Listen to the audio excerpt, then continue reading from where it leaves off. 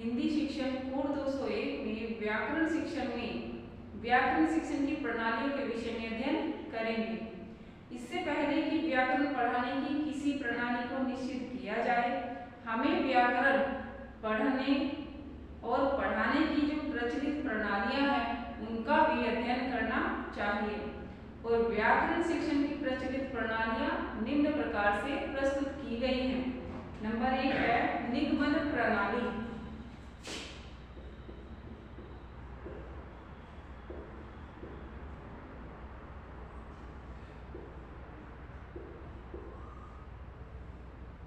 निगमन प्रणाली, इस प्रणाली में बच्चों को व्याकरण के नियम बता दिए जाते हैं और बच्चे उन्हें रट लेते हैं। इस प्रणाली के दो रूप बताए गए हैं, सूत्र प्रणाली और पुस्तक प्रणाली। और सूत्र प्रणाली जो है निगमन प्रणाली के दो रूप, सूत्र प्रणाली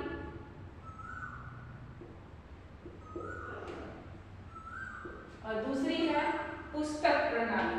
ठीक है,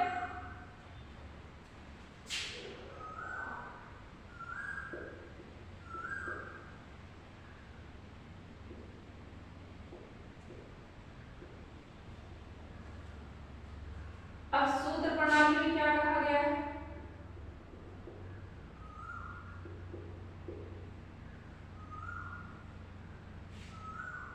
सूत्र प्रणाली के अनुसार इस प्रणाली में सर्वप्रथम छात्रों के सामने व्याकरण पढ़ाए जाने वाले नियम अथवा सिद्धांत की जो सूत्र हैं उनको सूत्र के रूप में प्रस्तुत किया जाता है और छात्र इस नियम अथवा सिद्धांत को सूत्र के रूप में रट लेते हैं और उसके बाद उनके सामने उस नियम अथवा सिद्धांत पर आधारित कुछ भाषा रचना प्रस्तुत की जाती है और छात्रों को उनमें से उस नियम अथवा सिद्धांत की जो रचना है या कोई सिद्धांत है उसको पहचानने के लिए कहा जाता है। उदाहरण के लिए जैसे संज्ञा प्रकरण को लीजिए, इसमें छात्रों के सामने संज्ञा सूत्र का रूप प्रस्तुत किया जाता है। जैसे संज्ञा उन शब्दों को कहते हैं जिनसे किसी व्यक्ति, वस्तु अथवा स्थान का बोध हो। फिर उन्हें उदाहरण दिया जाता है, जैसे राम व्यक्ति है, कंप्यूटर वस्तु है और दिल्ली स्थान है। फिर उनके बाद कुछ रचनाएं जो है वह प्रस्तुत की जाती हैं और फिर उन्हें उनका बोध करने के लिए कहा जाता है और संज्ञा शब्द को छांटने के लिए कहा जाता है। इसमें कुछ उदाहरणों के द्वारा यह तथ्य स्पष्ट किए गए हैं, जैसे संज्ञा शब्द छांटकर उनके सामने लिखें, इस विषय में राम स्कूल जाता है, कमरे में मेज रखी है। इस प्रकार से कुछ 2-4 उदाहरण उनके सामने प्रस्तुत कर दिए जाते हैं। फिर बालक उनमें से संज्ञा को छांटकर अलग करके लिखकर बता देते हैं। इससे उनमें संज्ञा की जो सूत्र प्रणाली है उसमें संज्ञा का जो विवरण दिया जाता है उसका अर्थ स्पष्ट कर दिया जाता है। फिर है पुस्तक प्रणाली।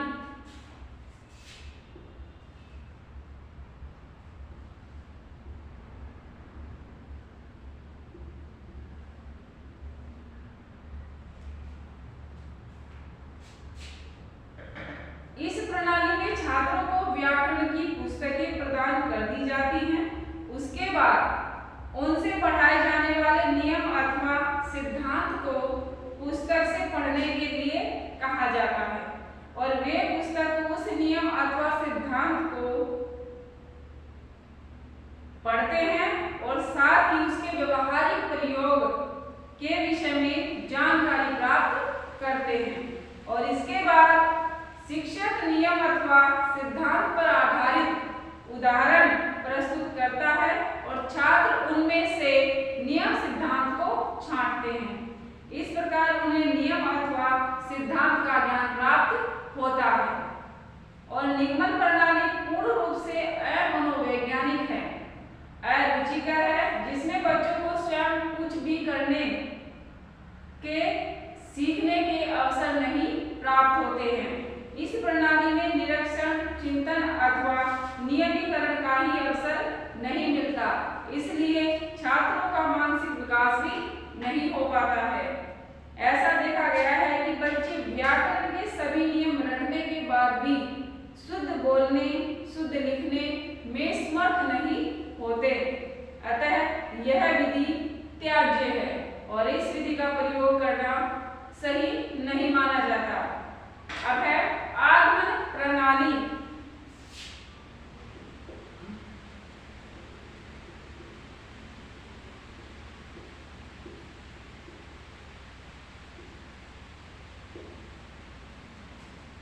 आगमन प्रणाली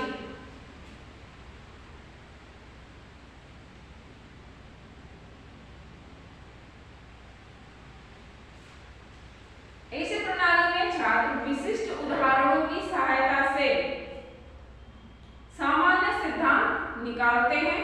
यह प्रणाली नियम प्रणाली की ठीक उल्टी है। जो निगमन प्रणाली है उसी के विपरीत आगमन प्रणाली होती है और इस प्रणाली में निम्नलिखित 3 पदों का अनुसरण करना होता है। उदाहरण, निरीक्षण एवं विश्लेषण और तीसरा है सामान्यीकरण। ठीक है।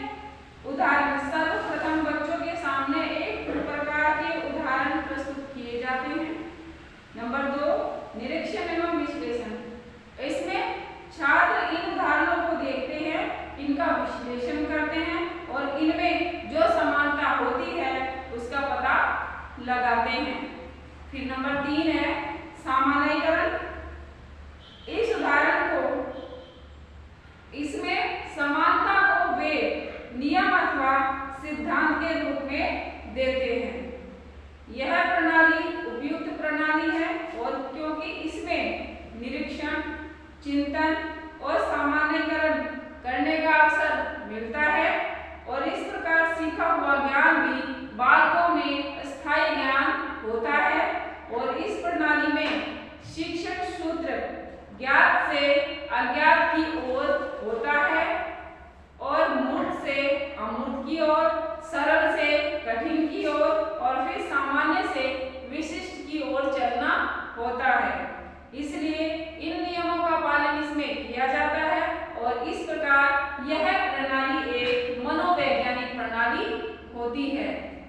विशेष, वर्तमान में आगमन विधि से सीखे गए नियम अथवा सिद्धांत की सत्यता की परख कराने और उसका अभ्यास कराने के लिए निगमन विधि का प्रयोग भी किया जाता है और इसे आगमन और निगमन प्रणाली का नाम दिया जाता है।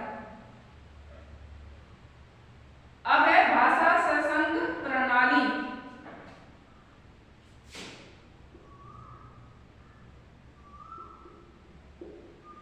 भाषा ससंग प्रणाली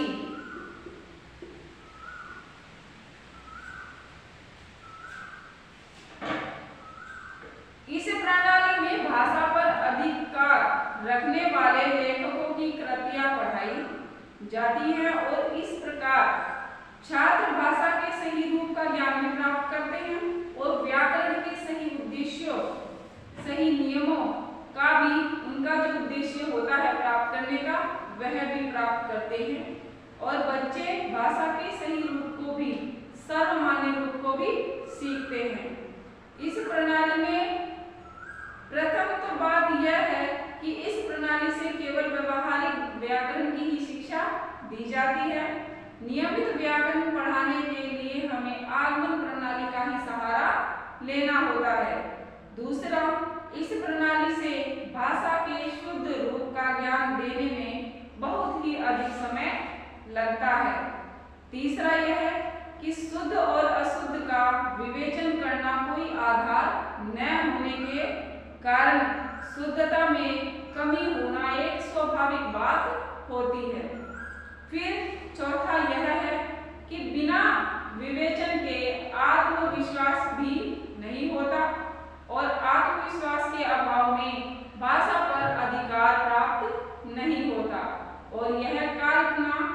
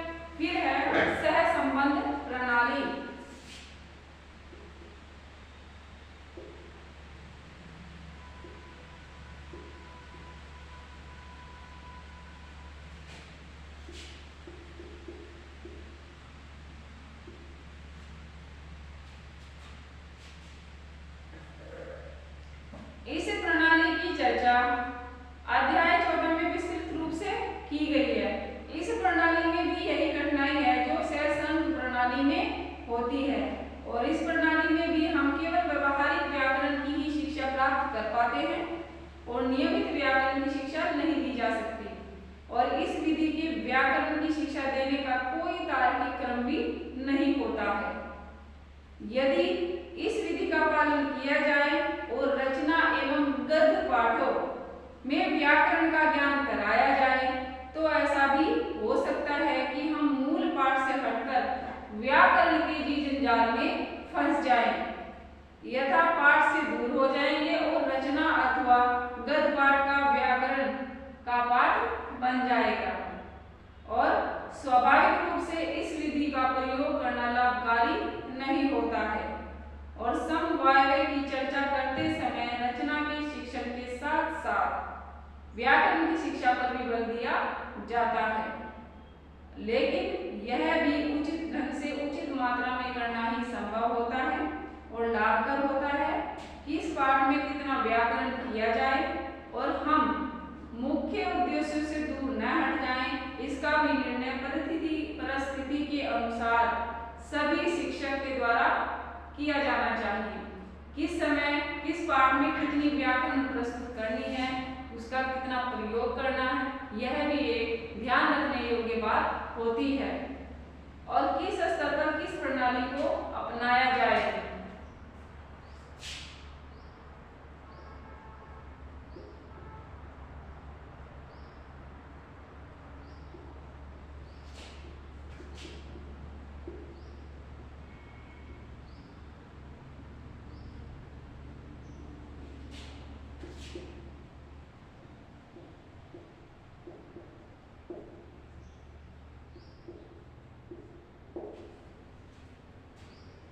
ठीक है,